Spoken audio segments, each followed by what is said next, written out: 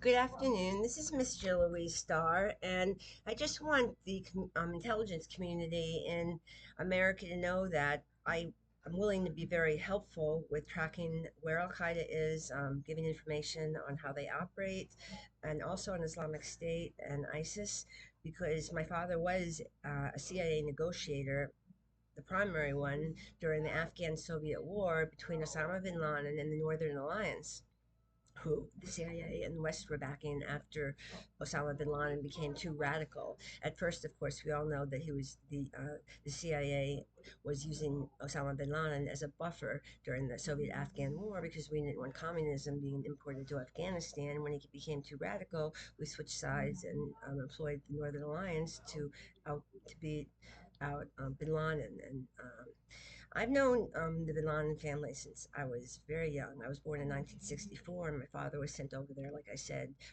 from Charles T. Maine, a CIA NSA contracting agency, to manage the construction of the first nuclear power plant that was built in Saudi Arabia when they first became allies, and the CIA threw in a sweetheart deal, like I said, and that was to pave all the roads for the royal family to Mecca and Medina for the yearly Hajj, the Muslim people take every year to their holy sites.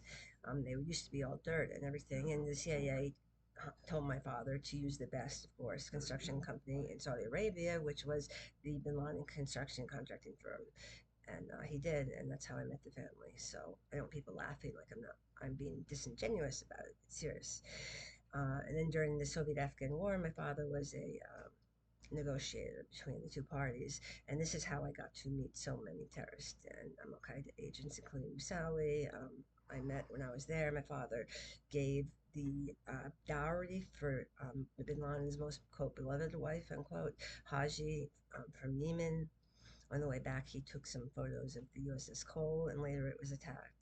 Um, I actually stayed in the cave in Tora Bora with Bin Laden and Masawi here and there for months sometimes. My father and my father turned sides when Bin Laden offered him to become a traitor of his own country, and the price was my father $12 million a month. And of course, Bin Laden used to carry around two things. One was a encrypted cell phone, and the other was a check cashable in any denomination anywhere, so he could give to people so they wouldn't be bounty hunters for him.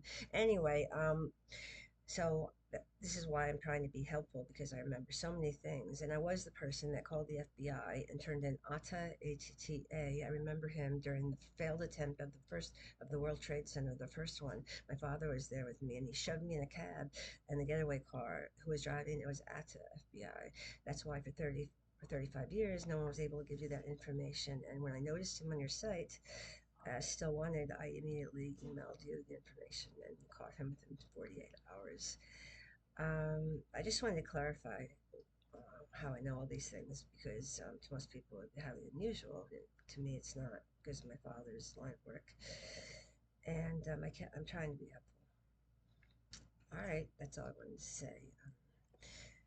I just remember when I was very little, I grew up at Treetop in Bloomingdale, New Jersey. And every day we'd go to the Bloomingdale post office, and they used to have wanted signs up with like 50 or 100 Al Qaeda terrorists, the most wanted. And I asked my mother once when I was 12, I said, Mommy, why do I know all these faces? And she said, Well, Joe, that's because your father introduced you to these people. And it's true, he did.